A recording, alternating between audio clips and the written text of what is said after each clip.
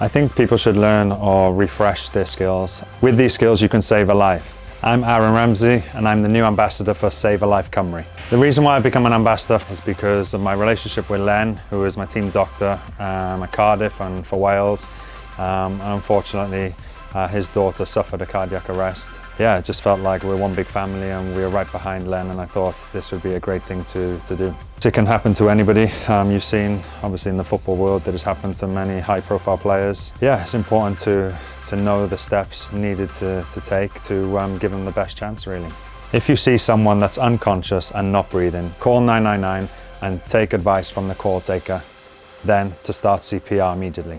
Yeah, you don't need to be trained to be able to perform CPR, but if you did want to feel a little more confident in doing so, then you can do by watching the video online. We recently did one as a team for Wales, definitely felt the benefit from that. I feel a lot more confident now. I think people should learn or refresh their skills. Firstly, because you never know when you might need them. Might be someone really close to you, might be a stranger walking down the street. So these skills are really important to understand and to familiarize yourself with, just in case that situation occurs. With these skills, you can save a life. Go to Save a Life Cymru website where you can do some digital training.